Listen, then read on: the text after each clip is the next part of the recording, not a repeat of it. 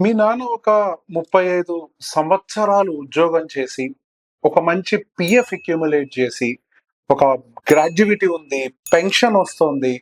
మంచి ఒక 60, 65 సంవత్సరాల టైంలో ఏజ్‌లో రిటైర్ అయ్యి, సమాజంలో ఒక మంచి రెస్పెక్టెడ్ అండ్ ఎడ్యుకేటెడ్, నాలెడ్జబుల్ పర్సన్‌గా ఉన్నారు గదా!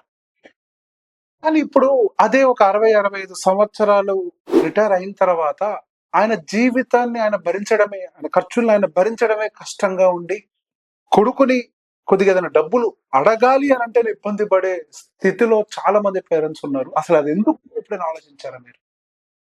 సో అది కేవలం అది మీ నాన్నో, ఇంకొకళ్ళ నాన్నో మాత్రమే కాదు. తెలుగు సొసైటీలో మెజారిటీ ఆఫ్ ద రిటైరీస్ ఇదే ప్రాబ్లమ్‌ని ఫేస్ చేస్తున్నారు. రిటైర్ అయిన తర్వాత ఆ పీఎఫ్ మెచ్యూరిటీ డబ్బులు ఏదో 40,00,000, 50,00,000 వస్తూ ఉంటాయి. ఆ డబ్బుల్ని ఏదో ఎఫ్‌డీలో పెడుతూ ఉంటారు. కానీ వాళ్ళ యావరేజ్ లైఫ్ స్టైల్ అంటే వాళ్ళ ఎక్స్‌పెన్సెస్, వాళ్ళ మెడికల్ ఎక్స్‌పెన్సెస్ అవి ఇవి అని ఒక 50,000కో, 60,000కో ఉంటాయి. దాని నుంచి వచ్చే వడ్డీ దీన్ని మ్యాచ్ అవ్వదు. ఇది వాళ్ళ ఫాల్ట్ కాదు. ఆ జనరేషన్ మొత్తం కూడా ఒక 4, 5 పెద్ద ఫైనాన్షియల్ వెల్త్ మిస్టేక్స్‌ని చేసేసింది.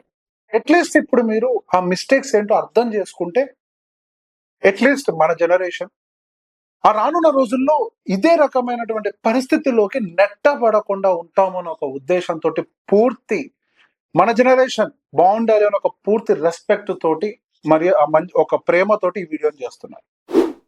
నమస్తే, నేను మీ Revanth Sharma. I'm registered mutual fund distributor, NISM and CRISIL certified wealth manager. ఇప్పుడు ఒకసారి ఒక చిన్న సినారియోని మనం ఉదాహరణగా తీసుకుందాం. ఒక గవర్నమెంట్ ఎంప్లాయ్, చాలా మంది గవర్నమెంట్ ఎంప్లాయీస్ రిటైర్ అయి ఉంటారు కదా. ఒక మంచి పిఎస్యు బ్యాంక్ లో అంటే గవర్నమెంట్ బ్యాంక్ లో ఒక 35, 38 సంవత్సరాలు ఉద్యోగం చేసి ఒక లక్ష నుంచి 1,20,000 వరకు కూడా తన లాస్ట్ సాలరీ వరకు తీసుకొని ఆయన ఒక మంచి ఒక 35 లేదా 40 లక్షలు పిఎఫ్ డబ్బులతోటి, ఒక 15 లక్షలు గ్రాడ్యుయేటీ తోటి, నెలకి ఒక 40, 45 వేల రూపాయల పెన్షన్ తోటి, ఒక ఎల్ఐసి పాలసీ ఒక రానున్న ఒక ఓవర్ ద ఇయర్స్ మెచ్యూర్ అయ్యే ఒక 15 లక్షల ఎల్ఐసి పాలసీ, 1,50,00,000 విలువ చేసే ఒక మంచి 3 BHK ప్రాపర్టీ, ఆల్రెడీ 2018లోనే ఎప్పుడో ఒక 40 లక్షల రూపాయలు ఖర్చు పెట్టి కూతురు పెళ్లి చేసి, కొడుకు మంచి ఐటీ ఎంప్లాయ్, ఎఫ్డీస్ లో ఇక్కడ అక్కడ ఒక 25 లక్షల రూపాయలు డబ్బులు ఉన్నాయి. చాలా అద్భుతంగా ఉంది కదా, ఇట్ సౌండ్స్ సో గుడ్ కదా. కంగారు పడకండి, కానీ ఆ జీవితం కూడా చాలా స్ట్రెస్డ్ గానే కనపడుతుంది. ఇక్కడ రియాలిటీ ఏంటో మాట్లాడుకుందాం. ఆ 1,20,000 రూపాయలు ఆ స్థాయి ఆల్రెడీ ఒక ఇన్కమ్ ని చూసిన తర్వాత ఒక లివింగ్ స్టాండర్డ్ అనేది ఆల్రెడీ సెట్ అయిపోయి ఉంటుంది. ఒక 75,000కో, 80,000కో ఒక లివింగ్ స్టాండర్డ్ అనేది సెట్ అయిపోయి ఉంటుంది ఆ వ్యక్తులకి. ఇప్పుడు వాళ్ళకి వచ్చేటువంటి పెన్షన్ ఎంత? వాళ్ళు తీసుకున్నటువంటి శాలరీలో సగం కంటే కొంచెం తక్కువగానే వస్తుంది. అంటే దాదాపు ఒక 45,000 రూపాయలు ఎక్స్‌పెన్సెస్ వస్తూ ఉంటాయి. అంటే వాళ్ళకి ఆ పెన్షన్ డబ్బులు వస్తూ ఉంటే, మళ్ళీ పైన ఎఫ్‌డీల నుంచి ఏదో ఒక 15,000 ఎంతో, ఎఫ్‌డీలో ఒక 25,00,000 ఏదో ఉంది గదా. ఒక 12,000, 13,000 ఏదో వస్తది గదా. ఒక 6% సరే, సీనియర్ సిటిజన్స్ కాబట్టి ఒక 15,000 ఎక్కువ సైడ్‌లో వస్తుంది అన్నా గాని, స్టిల్ వాళ్ళు ఇంకొక 5,000, 10,000, 15,000 షార్టేజ్‌లోనే ఉంటున్నారు. అసలు ఆ షార్టేజెస్ పక్కకు పెడితే అసలు there is no room for emergencies, లేకపోతే మెడికల్ ప్రాబ్లమ్స్‌కి గాని, లేదు మనవళ్ళకి, మనవరాళ్ళకి ఏదైనా ఇప్పియాలన్నా గాని, పొరపాటున మనవడో, మనవరాల్లో వచ్చి, "తాత నాకది కొద్దిగా ఏదైనా చేపిచ్చి ఇవ్వు" అని అడిగితే, "బిడ్డ నాకు ఆ స్తోమత లేదు. నువ్వు వెళ్లి మీ నాన్నని అడుగు" అన్న ప్రతిసారి మన పేరెంట్ కండిషన్‌లో ఉన్నటువంటి వాళ్ళు పడే ఆ ఇబ్బంది, ఈ సొసైటీలో అటువంటి తండ్రులు చాలా మందున్నారు. ఇప్పుడు వాళ్ళు చేసినటువంటి ఆ మోస్ట్ కామన్ మిస్టేక్స్ ఏంటో ఒక్కసారి మనం ఇప్పుడు అర్థం చేసుకుందాం. ఇన్‌ఫాక్ట్ అది వాళ్ళు చేసిందే కాదు. ఇన్‌ఫాక్ట్ వాళ్ళని చూసి మనం ఇంకా కంటిన్యూ చేస్తున్నాం. చాలా మందితో మాట్లాడినప్పుడు వాళ్ళు ఇంకా మిస్టేక్స్ కంటిన్యూ చేస్తున్నారు అనిపించింది. మిస్టేక్ నంబర్ 1, ఆ ఇన్స్యూరెన్స్ సేవింగ్స్ పాలిసీస్‌ని కట్టేయటం. కంపెనీ పేరు ఎందుకు? ఎక్స్‌వైజెడ్ ఏ కంపెనీ అయినా గానియండి. ఆ ఇన్స్యూరెన్స్ సేవింగ్స్ పాలిసీస్. ఆ ఏజెంట్స్ ఏదో మన బంధుమిత్రుల్లోనే ఎవరో ఒకళ్ళు ఉంటారు. ఆ తమ్ముడు, ఫ్రెండు, ఎక్స్‌వైజెడ్. ఆ మొహమాటంతోటి వచ్చిన ప్రతి ఒక్కళ్ళకి ఏదో ఒక పాలిసీ కట్టుకుంటూ 5-8 పాలిసీలు కట్టినటువంటి పేరెంట్స్ ఆ జనరేషన్‌లో బోలెడు మందున్నారు. ఏదో రకరకాల పాలిసీల పేర్లతోటి. సంవత్సరానికి వచ్చేసరికి నెలకొకసారి, కొంతమందైతే నెలకి 50,000 రూపాయలు బర్డెన్‌లు పెట్టుకున్న వాళ్ళు కూడా బోలెడు మందిని చూసాను నేను. విపరీతమైన బర్డెన్. కొంతమంది సరే మన యావరేజ్‌గా ఒక సంవత్సరానికి ఒక 50,000 రూపాయలు బర్డెన్ పెట్టుకునేటువంటి కండిషన్ చూద్దాం. ఆర్థిక సంవత్సరాలు సంవత్సరానికి 50,000 రూపాయల చొప్పున కమిట్మెంట్ పెట్టుకుంటే, మొత్తం మీద ఒక 12.5 లక్షల దాకా పే చేసిందాం. టోటల్ గా మెచ్యూరిటీ ఐఆర్ఆర్ అంతా కూడా ఒక 5% 6% క్యాలిక్యులేట్ చేస్తే ఒక 30 లక్షలు ఎంతో యావరేజ్ వస్తుందని అనుకుందాం. ఒకవేళ వాళ్ళు ఆ రోజు గనక అదే 50,000 తీసుకెళ్ళి అక్కడ పెట్టకుండా ఏ ఈక్విటీ రిలేటెడ్ మ్యూచువల్ ఫండ్స్ లోనో గనక ఇయర్లీ ఆ 12% సిఏజిఆర్ తో పెట్టినా గానీ అప్రాక్సిమేట్ గా ఒక 70 లక్షల రూపాయల దాకా వచ్చడానికి అవకాశం ఉంటుంది. ఇక్కడ ఎంత డిఫరెన్స్ వస్తుంది? దాదాపుగా 30-40 లక్షలు పైచెలకు. ఏది వాళ్ళు పెట్టినటువంటి ఆ policy scheme and equity related. ఈ రోజు మళ్ళీ సఫర్ అవుతున్నాడు అదే పేరెంట్. దానికి గల కారణం ఏంటి? అసలు ఎందుకు పెట్టాము? ఈ రోజుకి కూడా ఎందుకు పెడుతున్నారు? మన చుట్టుపక్కల అన్నలో, తమ్ముళ్ళు, బాబాయిలు వాళ్ళు వీళ్ళు ఎవరో ఒకరు ఎల్ఐసి ఏజెంట్స్ మొహమాటానికి పెడతాం. రెండు ఏదో గ్యారంటీడ్ రిటర్న్స్ వస్తాయి, వినటానికి సౌండ్ సేఫ్, మంచి సేఫ్ అనే ఫీలింగ్ ని మనకి ఇస్తుంది. ఏం దాంతో పాటు ఇన్సూరెన్స్, ఇన్వెస్ట్మెంట్ అన్ని కలిపి వస్తున్నాయి. ఆ గవర్నమెంట్ బ్యాకింగ్ ఉంటుంది, అదొక సైకలాజికల్ కంఫర్ట్ మనకి. మళ్ళీ ఏదో ఈటీసీ సెక్షన్స్ లో వీటిల్లో కూడా వాటిని తీసుకోవచ్చు అని చెప్పేసి అనుకుంటాం. కానీ ఇక్కడ హార్ష్ ట్రూత్ ఏంటో చెప్పనా? అసలు ఇన్సూరెన్స్ అండ్ ఇన్వెస్ట్మెంట్ ని కలపడం అనేది ఒక బ్యాడ్ కాంబినేషన్. అదొక బ్లండర్ మిస్టేక్ అది. ఎప్పుడైనా సరే ఒక టర్మ్ ఇన్సూరెన్స్ సపరేట్గా ఉండాలి, ఇన్వెస్ట్మెంట్స్ అనేది సపరేట్గా ఉండాలి. ఇక్కడ మీరు నెలకి 50,000 ఖర్చు పెట్టినా కానీ మహా వస్తే 10 లక్షల ఇన్సూరెన్స్ కవరేజ్ వస్తుంది. అదే బయటికి వెళ్ళి ఒక టర్మ్ ఇన్సూరెన్స్ తీసుకుంటే 15,000 కోటి రూపాయల ఇన్సూరెన్స్ వస్తుంది. సంవత్సరానికి 15,000 ఖర్చు పెడితే మిగతా డబ్బులు తీసుకొని పోయి ఎక్కడ ఇన్వెస్ట్ చేసినా కానీ బోలెడ్ అంత వెల్త్ క్రియేట్ అవుతుంది. ఎంత డిఫరెన్స్ ఉంది చూసారా?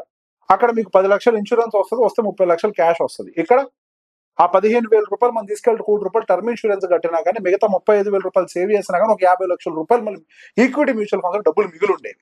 That is biggest mistake. ఎప్పుడు కూడా ఈ రెండింటిని కలపకండి, ఆ రెండింటిని ఎప్పుడు సపరేట్ గా మెయింటైన్ చేయండి. And another one is FD obsession. Fixed deposit అంటే ఒక తెలియని అబ్సెషన్ ఉండేది ఆ రోజుల్లో. 1995 నుంచి 2025 మధ్యలో ఎఫ్డి రిటర్న్స్ అనేవి దాదాపుగా మనకి 5% నుంచి 12% వరకు కూడా ఫ్లక్చువేట్ అయినాయి. In those days we have seen 12%. అంటే ఆ రోజుల్లో 12% ఎఫ్డి రేట్ ఆఫ్ రిటర్న్స్ అని కూడా చూసారు. సో బేసిక్ అప్పటి నుంచి కూడా అదే కరెక్ట్ అని చెప్పేసి అక్కడ మెంటల్ గా ఫిక్స్ అయిపోయారు అంత రేట్ ఆఫ్ రిటర్న్ వచ్చేసరికి.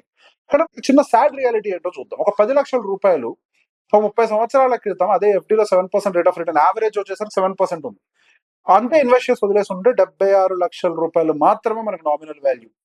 అదే ఈ రోజు మనకి దాని యాక్చువల్ వాల్యూ వచ్చేసరికి 13.5 లక్షల రూపాయలు. అంటే దాని యొక్క యాక్చువల్ వాల్యూ పెద్దగా ఏమీ ఉంది. మన రిటైర్ అయ్యే టైంకి మనం దాన్ని కంపేర్ చేసుకుంటే అదే డబ్బులు కనుక మీరు అట్లీస్ట్ ఒక 10 లక్షల రూపాయలు తీసుకొని వెళ్ళి అప్పుడు ఈక్విటీ మ్యూచువల్ ఫండ్స్ లో పెట్టి ఉంటే సెన్సెక్స్ లాంటి వాటిలో లాస్ట్ 30 year హిస్టరీలో ఒక 11.5% రేట్ ఆఫ్ రిటర్న్ ఇచ్చింది. అది దాదాపుగా మనకి 3 కోట్ల రూపాయల వరకు కూడా మనకి వాల్యూ కలిగింది. హ్యూజ్ డిఫరెన్స్ కదా.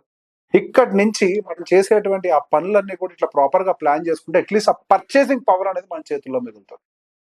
సో బేసిక్ ఇన్వెస్ట్మెంట్స్ పెట్టేటప్పుడు ఎఫ్డి అబ్సెషన్స్ ఇవన్నీ కూడా వదిలేసి కొంచెం మీ ఏజ్ కి తగ్గట్టుగా ఆ ఈక్విటీ రిలేటెడ్ అలొకేషన్స్ పెట్టుకునే ప్రయత్నం చేయండి. అండ్ అనదర్ బిగ్గెస్ట్ మిస్టేక్ ఏంటి అని అంటే మెజారిటీ ఆఫ్ ద వెల్త్ తీసుకొని వెళ్ళేసి ఆ అపార్ట్మెంట్ లోనో లేకపోతే ఆ ఫిక్స్డ్ రియల్ ఎస్టేట్ లోనో డబ్బులు మెజారిటీ ఆఫ్ ద వెల్త్ ని ఇరికిచ్చేస్తారు. ఇందాక నేను చెప్పిన కేసులో ఆయనకు ఉండేటువంటి వెల్త్ లో మెజారిటీ ఆ ₹1,50,00,000, ఇదేమి రియల్ స్టోరీ కాదని కల్పితమే, ₹1,50,00,000 వరకు కూడా అంటే చాలా మంది జీవితంలో జరిగేది. కల్పితమని అంటే మళ్ళీ అబద్ధాలని చెప్పుకోకండి, చాలా మంది జీవితంలో ఉండేది. ఆ ₹1,50,00,000 వరకు కూడా కంప్లీట్ గా అపార్ట్మెంట్ వాల్యూని ఇరుక్కుపోయినాయి. మిగతా ఎఫ్డియో ఎల్ఐసీలు ఎక్కడో ఇరుక్కొని ఉన్నాయి. ఏదో అపార్ట్మెంట్ అంటే భూమిని నమ్ముకున్నాడు మోసపోడు, మోసపోలేదా? ఇప్పుడు మీకు కావాల్సిన డబ్బును అది క్రియేట్ చేయలేకపోతుంది. అంతంత డబ్బుని ఎర్లీ ఏజెస్ లో నన్ను ఎప్పుడో ఇరికిచ్చేసి, సరే ఈ రోజు అంటే కూటినారు, కానీ ఎర్లీ ఏజెస్ లోనే ఒక అమౌంట్ అక్కడ ఇరికిచ్చేసి ఆల్ఫాని మిస్ అయిపోయి మెజారిటీ ఆఫ్ ద డబ్బు ఎప్పుడైనా సరే వెల్త్ అలొకేషన్ లో ఒక 40% రియల్ ఎస్టేట్ ఉంటే, 40% ఈక్విటీ ఉంటే, ఒక 10% డెట్, 10% కమోడిటీ, ఈ విధంగా అట్లీస్ట్ దాన్ని డైవర్సిఫై చేసుకునే ప్రయత్నం చేయండి. తరాలు మారాయి, రోజులు మారాయి, ఈ మోడర్న్ ఇన్వెస్ట్మెంట్ టూల్స్ అన్ని కూడా మన దగ్గరకు వచ్చాయి. దాని తగ్గట్టుగా ఇన్వెస్ట్మెంట్ పెట్టండి. కానీ తర్వాత వచ్చేసరికి ఘనంగా అమ్మాయి పెళ్లి చేయాలి, ఘనంగా అబ్బాయిలు పెళ్లి చేయాలి, ఘనంగా చేయాలన్న దాంట్లో వాళ్ళకు ఒక భవిష్యత్ అనేది ఉంది అన్న ఒక విషయాన్ని మర్చిపోయి వాళ్ళకు ఉండేటువంటి one of the major wealth ని, మెజారిటీ ఆఫ్ ద డబ్బులు తీసుకొని వెళ్ళి ఖర్చు పెట్టేది. చాలా మంది తల్లిదండ్రులు చేసే తప్పు, మా సంగతి మేము చూసుకుంటాను, మా బాధలు మేము పడతలేము, మేము ఎట్లా బతికితే అంటే పిల్లలు బతికితే చాలు. వాళ్ళ లైఫ్ ఎలానో మన లైఫ్ కూడా అలానే. ఇప్పుడు పేరెంట్స్ సఫర్ అవుతూ ఉంటే మళ్ళీ అది రేపు పిల్లలకి బర్డెన్ అవుతుంది. ఆ రోజు అంత ఖర్చు పెట్టి మీరు పెళ్లి చేస్తారు, తర్వాత మీరే వాళ్ళు భారంగా మారే అవకాశం ఉంటుంది. సాధ్యమైనంత వరకు ప్రతి ఒక్క గోల్ కి ఎంత పెట్టుకోవాలంటే, ప్రతి ఒక్క లైఫ్ లో ఉన్నటువంటి ఈవెంట్ కి ఎంత ఖర్చు పెట్టాలి అని ఒక విషయాన్ని క్లియర్ గా మైండ్ లో ముందుగానే ఫిక్స్ చేసుకోండి. మీ రిటైర్మెంట్ కి ఎంత అవసరం, పిల్లలకి ఎంత పెడితే సరిపోతుందో అని తగ్గట్టుగానే క్యాలిక్యులేట్ చేసుకోండి. Every life is important here. And the one more biggest mistake, maybe దానికి రకరకాల కారణాలు అయి ఉండొచ్చు. ఈక్విటీ అని అంటేనే ఒక గ్యాంబ్లింగ్ అనే ఫోబియా. మేబీ ఆ టైంలో ఎదుర్కొన్నటువంటి 1992లో జరిగినటువంటి మార్కెట్ క్రాష్లు అయి ఉండొచ్చు, హర్షద్ మెహతా స్కాములు అయి ఉండొచ్చు. ఇవన్నీ కూడా మేబీ వాళ్ళకి డబ్బులు అందులో పెడితే పోతాయన్న ఫీలింగ్ తీసుకొని వచ్చింది. కానీ ఒక రియాలిటీ ఏంటో చెప్పన, 1995లో మనకి సెన్సెక్స్ 3000 దగ్గర ఉంటే 2008కి వచ్చేసరికి 21,000 దగ్గర ఉంది. మనకు 2014 దగ్గరకు వచ్చి 28,000 దగ్గర ఉంది. 2020 దగ్గర 41,000, 2024 దగ్గర 80,000 ఉంది. 2026 దగ్గర 90,000 నియర్ బై కూడా వెళ్ళింది. So that is how the equity market Hess evolved. Almost మనకి 11.6% సిఏజీఆర్ డెలివరీ చేసుకుంటూ 26.7 టైమ్స్ గ్రో అయింది మనకి సెన్సెక్స్. ఈక్విటీ రిలేటెడ్ ప్రోడక్ట్స్ అనేది over the period of time ఎన్ని ఒడిదుడుకులు ఉన్నా, ఎన్ని స్కాములు ఉన్నా వాటన్నిటిని దాటుకుంటూ పైకి వెళ్తూనే ఉంటాయి. There is a saying in the market, stock market always climbs the wall of worries అని. ఈ ప్రాబ్లమ్స్ అన్ని వస్తూ ఉంటాయి, పోతూ ఉంటాయి మార్కెట్స్ లో. అట్లీస్ట్ రానున్నటువంటి ఈ జనరేషన్ అయినా కానీ ట్రెడిషనల్ మిస్టేక్స్ అన్నిటిని అవాయిడ్ చేసుకుంటూ భవిష్యత్తులో వాళ్ళకి తగ్గ ఇన్వెస్ట్మెంట్స్ ని పెట్టుకుంటూ వాళ్ళ రిటైర్మెంట్స్ ని సెక్యూర్ చేస్తారని బలంగా నమ్ముతూ మీరేవర్. Thank you.